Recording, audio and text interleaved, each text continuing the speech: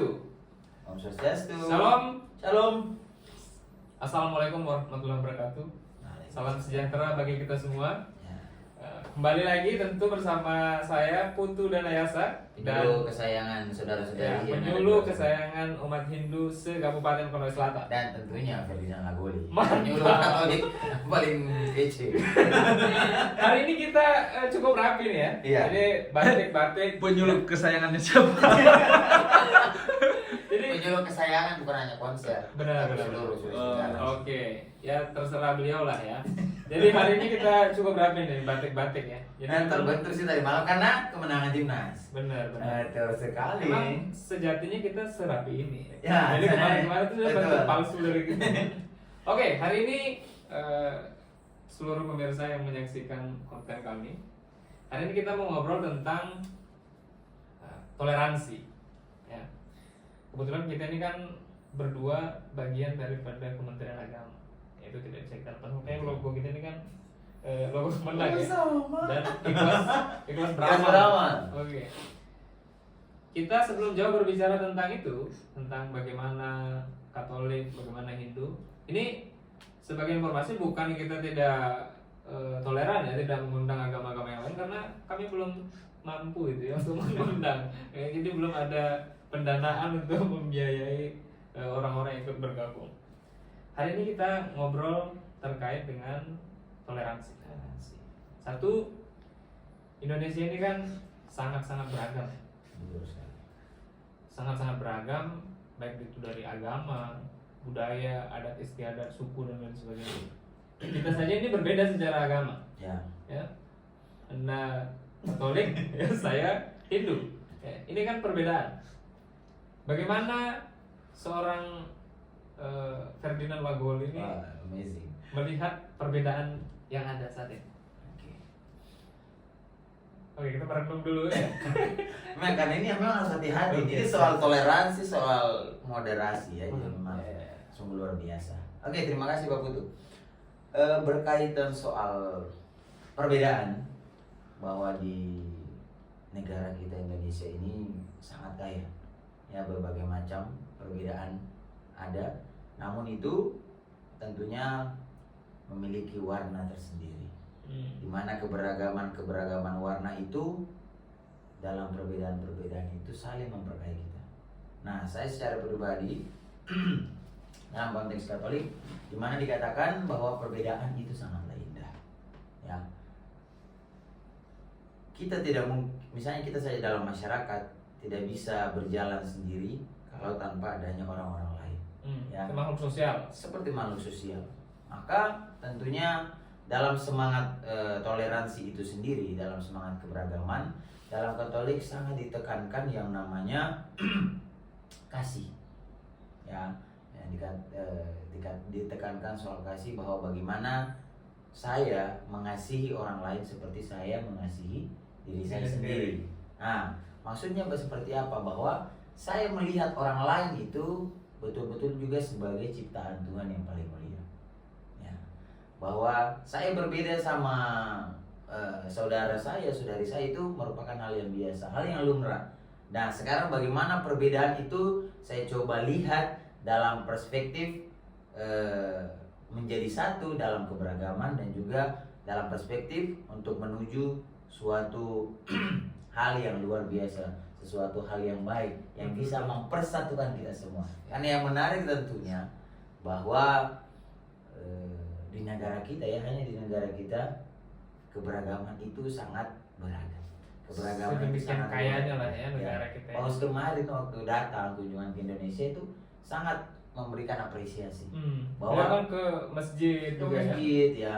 Kemudian ya dalam kata-katanya beliau mengatakan itu menjadi quotes juga, dia mengatakan bahwa hanya di Indonesia kayaknya semangat toleransi itu sangat Nyata nyata Oh, karena banyaknya keberagaman ini. Iya, iya. Itu saja. baik. Nah, bagaimana di Hindu sendiri? Apakah keberagaman ini menjadi sosok yang menakutkan atau bagaimana? Oh, tentu tidak. Oh, luar biasa.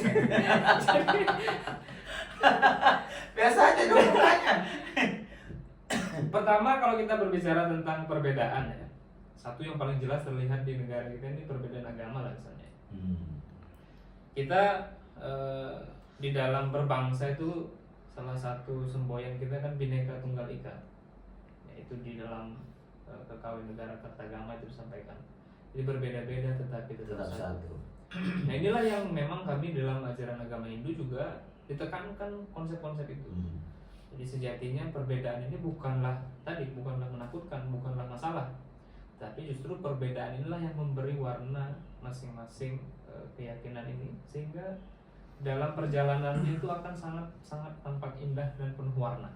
Iya. Ya, itu. Jadi kita tidak boleh memperdebatkan perbedaan itu sampai pukul hantam, pukul itu nggak boleh. Itu pertama. Kita baru bicara bagian kulit.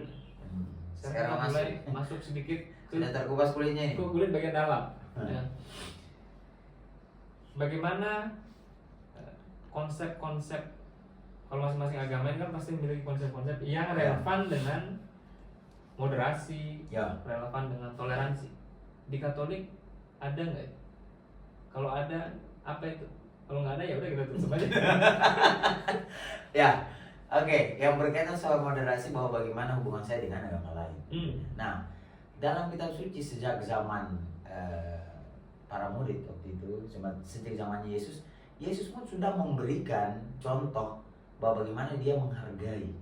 Ya, Yesus dalam kitab suci dikatakan bahwa ia pun bergaul sama orang-orang di luar dari keyakinannya, atau di luar dari mereka yang mungkin kurang percaya sama ajaran Yesus. Misalnya saja dalam kitab suci itu Yesus berbincang, berbicara akrab, menegur perempuan Samaria yang kebetulan lagi di sumur menimba air. Dan di situ Yesus meminta air, dan dengan dengan rendah hati juga dan dengan sukarela wanita itu memberikan. Ya, di sini mau memberikan pengajaran kepada kami khususnya bahwa sang tokoh besar itu sendiri sudah memberikan contoh yang luar biasa bahwa keberagaman itu sangatlah indah. Dan sekarang bagaimana keberagaman itu dalam situasi yang sekarang itu senantiasa diwujud nyatakan, karena apalagi kita di negara Indonesia ini betul-betul luar biasa dengan segala macam keberagaman. Ya, salah sedikit, ya kan ini kan hal yang sensitif ya, benar-benar. Maka memang harus betul-betul hati-hati. Dan bagaimana kembali lagi soal pengajaran-pengajaran itu yang selalu ditekankan, supaya dari sejak dini, dari bahkan dari TK, SD sampai dengan lanjut, dan itu tidak akan pernah berhenti ya. Bahwa bagaimana kita menyikapi itu, mulai dari lingkungan keluarga yang paling kecil, kemudian gereja dan juga masyarakat. Bahwa hal yang seperti ini karena saking sensitifnya maka harus hati-hati ya. Maka kita harus betul-betul pelihara dengan baik, jaga dengan baik, karena itulah yang membuat kita bisa berkembang dengan semakin maju ke depan. Bukan seperti itu. Luar biasa ya. Ya memang. Dari dulu. Kalau bicara konsep ya, konsep masing-masing agama, saya selalu yakin bahwa semua agama pasti punya konsep-konsep yang relevan dengan wacana moderasi dan toleransi itu. Begitu juga kami di Hindu. Kalau kami di Hindu, kalau saya bercerita ini semua konsep, ya bisa besok pagi baru selesai. Ya apa ada tempat tidurnya kita. Tapi tidak usah lah, tidak usah semua. Nah, saya mungkin sampaikan beberapa saja yang kira-kira relevan dengan wacana moderasi, dengan wacana toleransi. Satu, kita punya konsep namanya itu Trihita Karana. Jadi Hindu itu diajarkan tidak hanya menjalin hubungan yang harmonis dengan Tuhan saja, tidak hanya menjalin hubungan harmonis dengan lingkungan saja, tetapi yang tidak kalah penting adalah menjalin hubungan yang harmonis dengan sesama manusia. Nah itu pertama. Artinya dia tidak lihat lagi nih agamanya apa, ya, sesama manusia. Kita kan sesama manusia nih, ya, sama-sama manusia kita ini kan. Jadi itu konsep yang pertama. Artinya jangan cuma kita misalkan sembahyang saja tuh, tapi kita lupa ternyata di samping rumah kita misalnya tetangga kita sudah kelaparan 1 minggu tidak makan, tidak kita hiraukan. Justru mereka lah yang orang pertama yang akan menolong kita. Nah itu pertama. Kemudian ada juga konsep yang disebut dengan Wasudaiwa Kutumbaka, bahwa kita semua ini adalah satu saudara. Secara lengkap teksnya itu sebenarnya penjelasannya begini, bahwa orang yang memandang orang di luar daripada kelompoknya ini adalah musuh, dan di luar daripada dirinya adalah sahabat ya. Artinya orang yang menganggap misalkan kita berbeda, saya menganggap bahwa Bung Ferdi ini adalah musuh saya. Ya sebenarnya itu orang yang punya pemikiran sempit. Kenapa? Karena kalau orang yang luas pemikirannya, dia akan melihat bahwa seluruh isi alam semesta ini adalah satu saudara. Itu dua konsep. Ya. Ini makanya saya bilang kalau saya satu-satu ini sampai besok pagi nih ya. Itu dua konsep itu saja sudah sangat-sangat relevan ya dengan konsep wacana moderasi itu.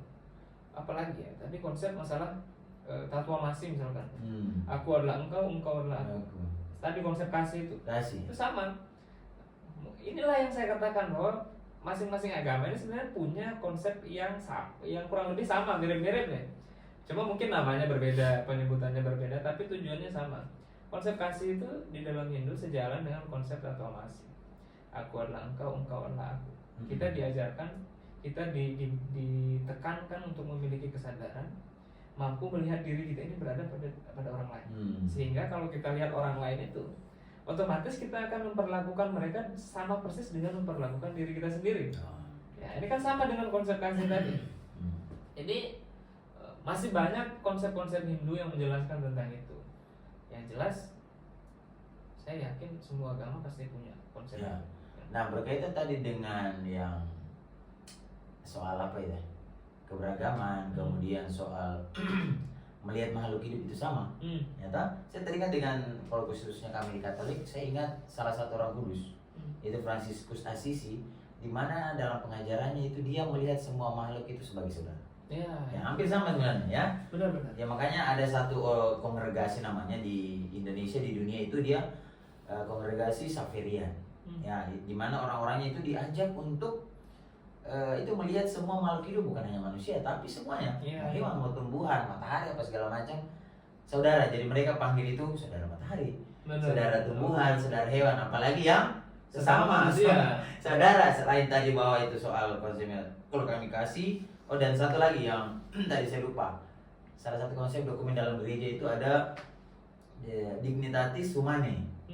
Itu salah satu dokumen gereja di mana soal Dignitatis Humanae itu menekankan soal keberagaman, di mana gereja juga sangat menekankan penghormatan kepada keberagaman, bagaimana orang memeluk agamanya masing-masing. Dan kami sebagai Katolik menghargai itu. Oke, ini kan ya jelas ini, makanya pentingnya kita diskusi. Ternyata luar biasa. Ada kemiripan-kemiripan ya. Oke, itu kalau kita bicara secara tekstual. Ya.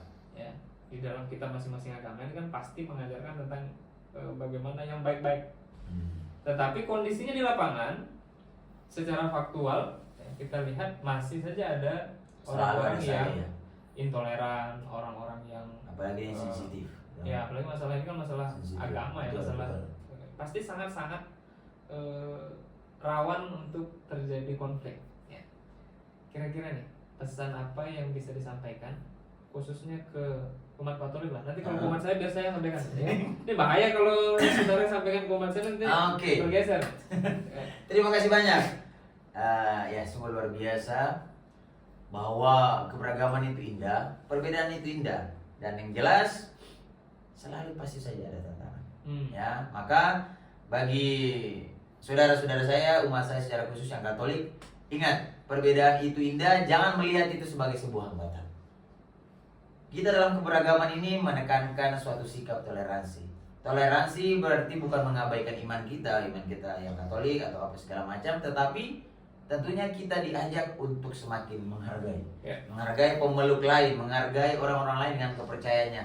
Kita menghargai bahwa mereka pun juga segala macam ajarannya, segala macam bentuk doa, sikap perbuatan, itu semua selalu tentunya mengarahkan kepada yang baik, dan terlebih bersama dengan kita juga yang Katolik mengarahkan kepada yang namanya keselamatan, kepada Sang Pencipta, kepada tujuan akhir yang ingin kita tuju, yakni kerajaan surga. Mungkin itu. Jadi tentunya teman-teman saudara-saudara saya di luar sana, ingat, binalah kasih itu bukan hanya kepada sesamamu di rumah, kepada sesamamu di gereja, tetapi kepada saudara-saudari teman-teman yang ada di luar sana, yang beragama lain, pemeluk lain, ya, supaya semakin akrab lah begitu, supaya semangat kasih itu ingat tetap ya, loving.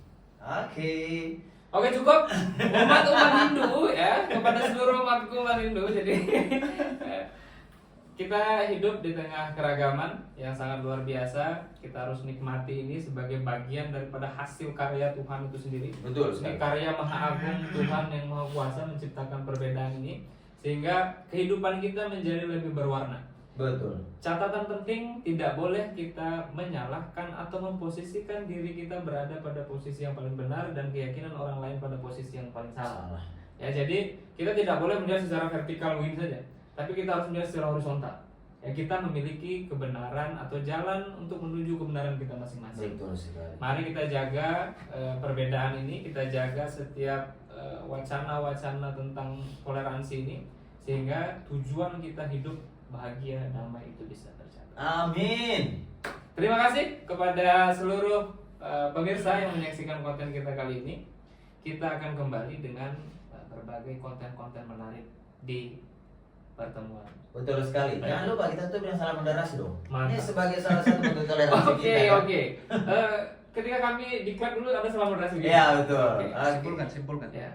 Ada perlu kesimpulan? Jadi tidak perlu ya? Nggak perlu. Ya, ini bahaya kalau tidak menyimpulkan. Jangan nanti di luar sana ada yang terpengaruh. Oke, jadi kita sama-sama menguatkan keyakinan kita masing-masing. Oke, terima kasih. Kami tutup dengan Salam moderasi. Mantap.